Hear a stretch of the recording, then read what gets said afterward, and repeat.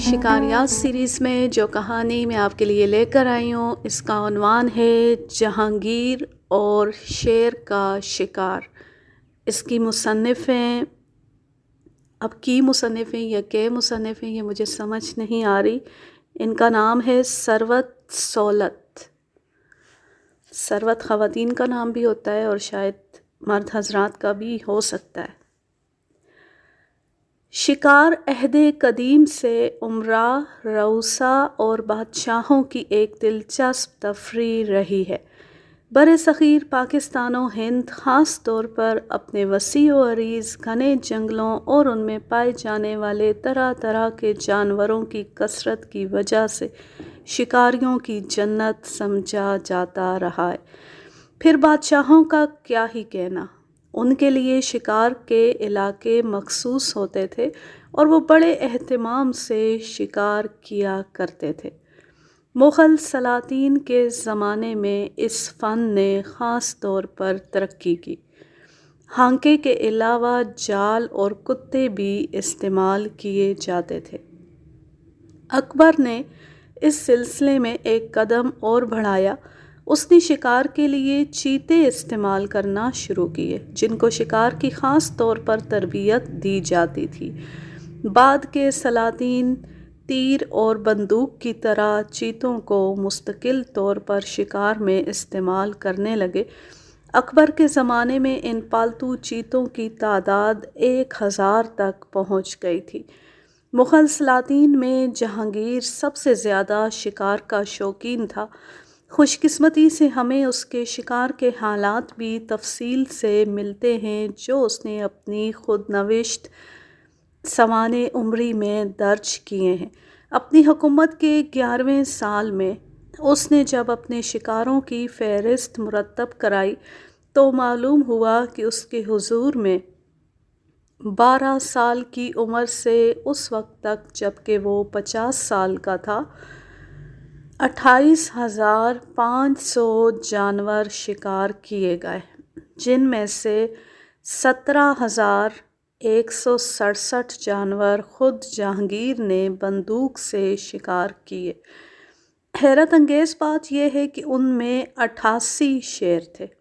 جہانگیر نے بعض مقامات پر شیر کے شکار کا کسی قدر تفصیل سے ذکر کیا ہے۔ چونکہ یہ شکار ہزاروں افراد کی موجودگی میں بڑے اہتمام سے کیے جاتے تھے، اس لیے ان میں وہ ہیجان انگیزی اور مہم جوئی ڈھونڈنا بیکار جو شیروں کے شکار کی خصوصیت ہے۔ پھر بھی شیر شیر ہے۔ اگر شکاری خود دلچسپی فراہم نہیں کر سکتا تو شیر خود اپنی عظمت و بزرگی ثابت کرنے کے لیے دلچسپی کا سامان فراہم کر دیتا ہے۔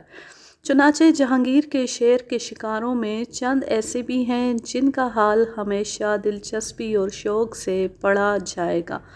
جہانگیر نے شیر اور دوسرے درندوں کی عادات و خصائل سے متعلق بعض مفید اور معلومات افزا باتیں بھی لکھی ہیں جو شکار سے کم دلچسپ نہیں ہیں۔ مغلوں کے زمانے میں چیتوں کے علاوہ شیروں کو بھی سدھایا جاتا تھا۔ جہانگیر کے زمانے میں خاص طور پر یہ شیر اس قدر سد گئے تھے کہ ان کو بند رکھنے کی ضرورت پیش نہیں آتی تھی۔ وہ زنجیر اور پٹے کے بغیر بھی آدمیوں کے درمیان چلتے پھرتے تھے، نہ کسی کو ضرر پہنچاتے تھے اور نہ ہی وحشت کا اظہار کرتے تھے۔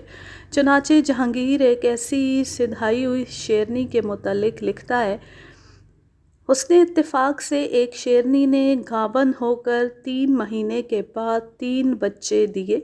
حکماء سے سنا تھا کہ شیرنی کا دودھ آنکھوں کی بینائی بڑھانے کے لیے مفید ہے۔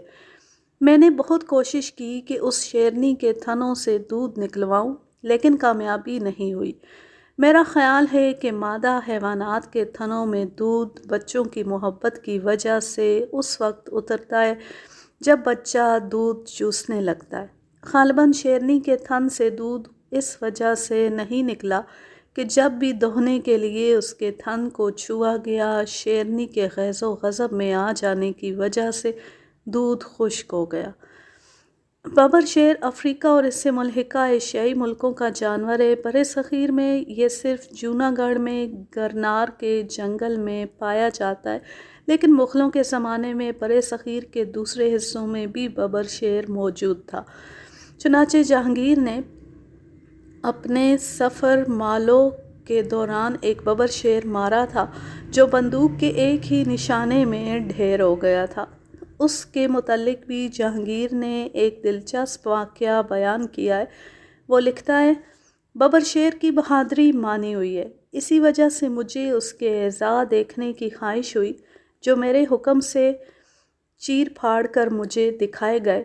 दूसरे हैवानात के बरक्स उसका पित्ता जिगर के बाहर वाक़ होने की बजाय जिगर के अंदर वाक़ था। मेरे ख़याल में बबर शेर की ज़बरदस्त बहादुरी की वजह यही है। एक और मौके पर जहांगीर ने भेड़िए के मुतालिक भी लिखा है कि उसका पित्ता भी शेर की तरह जिगर के अंदर होता है। तो उसके जहांगीरी में एक इंतहाई दिलचस्प वाक़या एक शेर और बकरी की मोहब्बत का है। बादशाह के सामने एक मर्तबा एक शेर पेश किया गया, जो एक बकरी से मानूस होने की वजह से उसके साथ एक ही पिंजरे में रहता था। जहांगीर के हुक्म पर उस बकरी को उस शेर की निगाहों से दूर कर दिया गया, तो नहायत बेकरारी के साथ फरियाद के अंदाज में धाड़ने लगा। इस पर बादशाह के हुक्म से एक दूसरी बकरी उसी रंग और उसी ढंग की शेर के पिंजरे में पहुंचा दी गई। शेर ने पहले तो उस बकरी को सूंघा, फिर उसकी कमर मुंह से पकड़कर तोड़ दी। बकरी के बाद एक भैंस उस पिंजरे में रखी गई, जिसे उसी वक्त शेर ने चीर फाड़ कर खा लिया। इसके बाद वही बकरी जिससे उसे उनसियत थी लाई गई, तो शेर ने उससे मानूसियत का इजहार किया, फिर अपनी पुश्त पर लेटकर उसको अपने सीने से लगाया और उसका मुंह चाटने लगा। मुमकिन है क़ारीन को मज़कूरा वाक़यात से उलझन होने लगी हो और वो शेर से मुतल्लिक़ इन कहानियों की बजाय जहांगीर के शेर के हालात पढ़ने के लिए बेचैन हो रहे हों। अगर ऐसा है तो लीजिए, अब आपकी बेचैनी दूर हो जाएगी और आप अब से 350 साल पहले के ज़माने में पहुंच जाएंगे, जब इस बरसग़ीर में मुग़ल सल्तनत का डंका बज रहा था। सल्तनत मुग़लिया का चौथा ताजदार शहंशाह जहांगीर गुजरात के दौरे पर गया हुआ है। वो अभी अहमदाबाद नहीं पहुंचा और एक तालाब के किनारे, जिसका नाम बदरवाला है, पड़ाव डाले पड़ा है। लोग बादशाह को तालाब के नज़दीक एक शेर की मौजूदगी की खबर देते हैं, जो मुसाफिरों के रास्ते में रुकावट बना हुआ था और लोगों को नुकसान पहुंचाता था। उन्होंने बताया कि जिस जंगल में वो शेर रहता है, वहाँ उन्होंने कुछ ऐसे आदमियों की खोपड़ियाँ और हड्डियाँ देखी हैं, जिन्हें खाए हुए शेर को थोड़ा ही अरसा गुजरा था। जहांगीर लिखता है कि मैं दोपहर के बाद उसे शिकार करने के लिए सवार होकर गया और बंदूक की एक ही गोली से उसे ठंडा कर दिया। ये अगरचे बड़े जुस्से का था, लेकिन मैंने इससे भी बड़े शेर बारहा मारे हैं।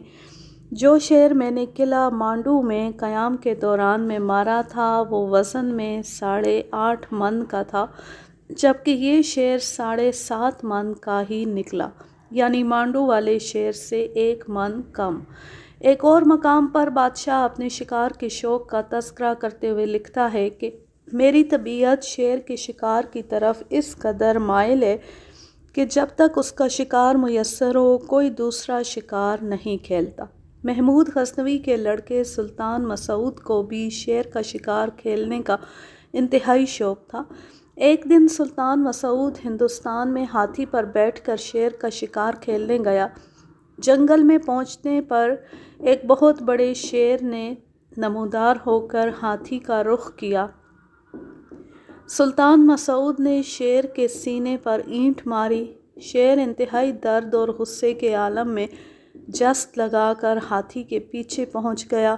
इस मरहले पर मसूद ने जानू के बल खड़े होकर इस जोर से तलवार मारी कि शेर के दोनों हाथ कट गए और उसने नीचे गिरकर जान दे दी।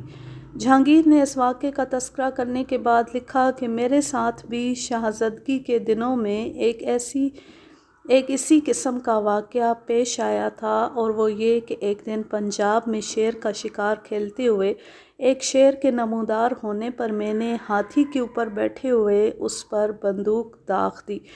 وہ انتہائی غضب کے عالم میں اچھل کر ہاتھی کے پیچھے پہنچ گیا۔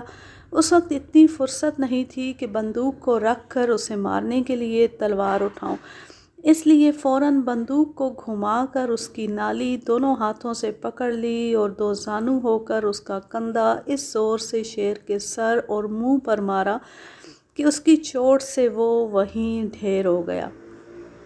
جہانگیر کے شیر کے شکار کا سب سے خطرناک اور دلچسپ واقعہ وہ ہے جو اسے آگرہ کے قریب پیش آیا۔ اس نے اس واقعے کا اپنی تسخ میں تفصیل سے تذکرہ کیا ہے۔ وہ لکھتا ہے، اتوار 14 شوال 1019 ہجری کو دن کے آخری حصے میں چیتے کے شکار میں مشغول رہا۔ اس دن اور جمعرات کے دن کے لیے میں نے حیوانات کو ذبح کرنے سے منع کیا ہے، خود بھی ان دنوں میں گوشت نہیں کھاتا۔ اتوار کے دن کی حرمت میرے نزدیک اس لیے ہے کہ یہ میرے والد بزرگوار کی پیدائش کا مبارک دن ہے۔ وہ اس دن کی تعظیم کرتے ہوئے نہ صرف یہ کہ خود گوشت نہیں کھاتے تھے بلکہ دوسروں کو بھی اس دن کے لیے حیوانات ذبح کرنے سے منع کر دیا تھا۔ فرمایا کرتے تھے کہ اس دن جانداروں کا قصائیوں کے ہاتھوں سے محفوظ رہنا اچھا ہے۔ جمعرات کا دن میرے لیے قابل احترام اس لیے ہے کہ میری تخت نشینی اسی دن ہوئی تھی۔ میں نے حکم دیا ہوا ہے کہ اس دن بھی کسی جاندار کی جان نہ لی جائے۔ اس ممانعت پر میں خود بھی عمل کرتا ہوں، یہاں تک کہ شکار کھیلنے کے دوران میں مذکورہ دن آتے ہیں تو شکاری جانوروں پر تیر اور بندوق نہیں چلاتے۔ میں جس دن چیتے کا مذکورہ شکار کھیل رہا تھا اس وقت انوپ رائے جو قربت رکھنے والے ملازمین میں سے ہے، اس گروہ کی جو شکار کے موقع پر ساتھ ہوا کرتا ہے، رہنمائی کرتے ہوئے مجھ سے کچھ فاصلے پر میرے متوازی چل رہا تھا۔ ایک درخت تک پہنچا جس پر کچھ کوے بیٹھے تھے۔ اس کی نظر ان کووں پر پڑی تو کمان اور تیر سنبھال کر ان کی طرف متوجہ ہوا۔ اس وقت اتفاقاً اس کی نظر ایک گائے پر پڑی جس کا آدھا حصہ کھایا جا چکا تھا۔ فوراً بعد ہی اسے ایک زبردست ڈیل ڈول کا خوفناک شیر دکھائی دیا جو درخت کے آس پاس کی جھاڑیوں سے نکل کر روانہ ہوا۔ سورج غروب ہونے میں صرف 2 گھڑیاں باقی تھیں۔ اس کو مد نظر رکھتے ہوئے اس نے اپنے چند ہمراہیوں کے ساتھ اس کے گرد گھیرا ڈال دیا اور ایک آدمی کو اطلاع دینے کے لیے میرے پاس بھیجا۔ میں یہ خبر سنتی جوش و خروش اور تیزی کے ساتھ اس کی سمت بڑھا۔ اس وقت خرم بیٹا، رام داس، اعتماد رائے، حیات خان اور چند دوسرے آدمی میرے ساتھ تھے۔ میں نے شیر کو اسی درخت کے سائے میں بیٹھا ہوا دیکھا تو گھوڑے پر بیٹھے بیٹھی اس پر بندوق چلانا چاہی، لیکن گھوڑے میں ناطاقتی کے آثار دیکھ کر اتر پڑا اور نشانہ باندھ کر بندوق چلا دی۔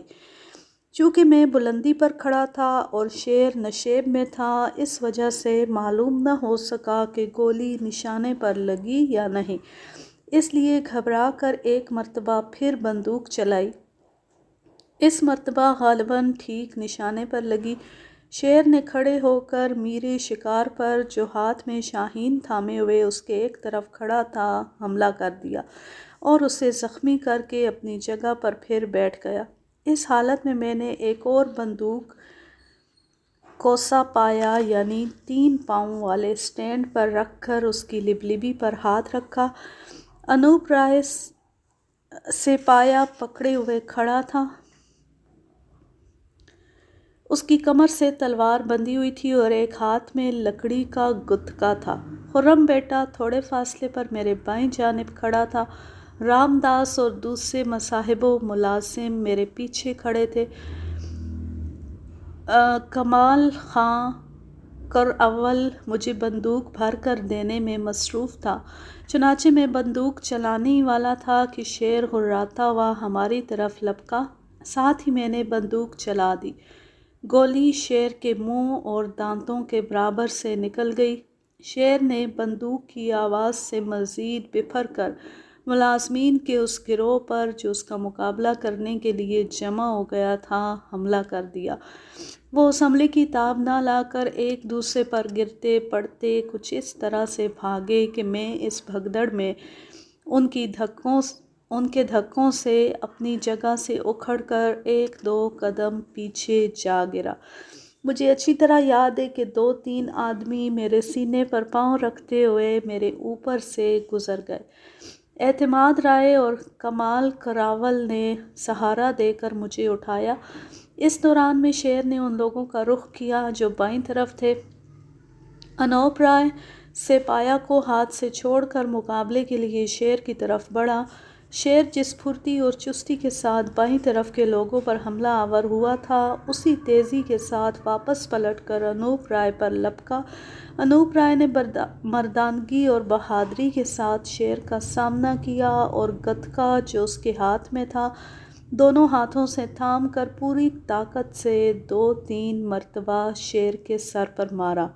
شیر نے منہ کھول کر انوپ رائے کے دونوں ہاتھ اپنے جبڑوں میں پکڑ کر ایسے چبائے کہ اس کے دانت اس کے دونوں ہاتھوں کے پار ہو گئے، لیکن ہاتھ میں لکڑی اور انگلیوں میں انگوٹھیوں کی موجودگی اس کے دونوں ہاتھوں کو ناکارہ ہونے سے بچانے میں مفید ثابت ہوئی۔ شیر کے حملے اور دھکے سے انوپ رائے اس کے دونوں پنجوں کے درمیان پیٹھ کے بل اس طرح سے گرا کہ اس کا منہ شیر کے سینے کے مقابل تھا۔ اس وقت خرم بیٹا اور رام داس انوپ رائے کی مدد کے لیے لپکے۔ شہزادہ خرم نے شیر کی کمر پر تلوار ماری اور رام داس نے بھی تلوار کے 2 وار کیے جن میں ایک وار شیر کے کندھے پر پڑا جو مؤثر ثابت ہوا۔ حیات خاں کے ہاتھ میں جو گتکا تھا اس سے اس نے شیر کے سر پر کئی چوٹیں لگائیں۔ انوپ رائے نے زور لگا کر شیر کے منہ سے اپنے ہاتھ نکال لیے اور 2-3 مکے شیر کے سر پر مارے اور اس کے ساتھ پہلو کے بل لڑک کر کچھ دور تک گیا، پھر اپنے گھٹنوں پر زور دے کر سیدھا کھڑا ہو گیا۔ چونکہ شیر کے دانت اس کے ہاتھوں کی دوسری جانب نکل چکے تھے اس لیے اس کے منہ سے ہاتھ نکالتے ہوئے اس کے ہاتھوں کے کچھ حصے کٹ گئے تھے۔ شیر کے پنجے اس کے کندھوں کو بھی زخمی کر گئے تھے۔ جس وقت وہ کھڑا ہوا شیر نے بھی کھڑے ہو کر اپنے پنجوں اور ناخنوں سے اس کی چھاتی کو زخمی کر دیا۔ پھر دونوں ناہموار زمین میں 2 کشتی لڑنے والوں کی طرح گتھم گتھا ہو گئے اور ایک دوسرے سے چمٹ کر لڑکنے لگے۔ جہاں میں کھڑا تھا وہاں زمین ہموار تھی۔ انوپ رائے نے اس واقعے کے بعد مجھے بتایا کہ اسے اتنا یاد ہے کہ اس وقت اللہ تعالیٰ نے اس کے ذہن میں یہ بات ڈالی تھی کہ وہ شیر کو دوسری طرف لڑکاتے ہوئے لے جائے۔ بعد میں اس نے کیا کچھ کیا اس کی اسے کوئی خبر نہیں ہے۔ بہرحال اس مرحلے پر شیر اس کو چھوڑ کر بھاگ نکلا تو اس نے اس بے خبری کے عالم میں تلوار اٹھاتے ہوئے شیر کے پیچھے جا کر پشت کی طرف سے پوری طاقت سے شیر کے سر پر تلوار ماری اور شیر کے پلٹتے پلٹتے اس نے ایک اور وار شیر کے منہ پر کیا جس سے شیر کی دونوں آنکھیں کٹ گئیں اور بھووں کی کٹی ہوئی کھال آنکھوں پر لٹک گئی۔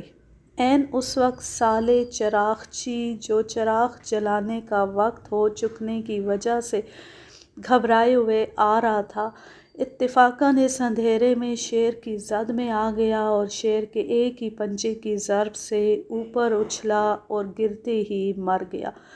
اتنے میں دوسرے لوگوں نے پہنچ کر شیر کا کام تمام کر دیا۔ انوپ رائے جب زخموں کے ٹھیک ہو جانے اور تکلیف سے رہائی پانے کے بعد میرے حضور میں حاضر ہوا تو اس بہادرانہ خدمت اور جانثاری کے صلے میں جو میرے مشاہدے میں آئی تھی میں نے اسے انیرائے سنگھ دلن کا ممتاز خطاب عنایت کر کے نوازا۔ ہندی زبان میں انیرائے سردار فوج کو اور سنگھ دلن شیر مارنے والے کو کہتے ہیں۔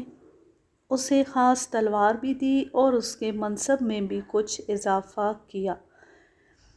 اس کہانی کا ماخذ ہے سیارہ ڈائجسٹ ستمبر سن 1964۔ اب میں لیتی ہوں آپ سے اجازت، چاہ رہیں خوش رہیں، شاد و آباد رہیں، ہنستے مسکراتے رہیں۔ اللہ حافظ، اللہ نگہبان۔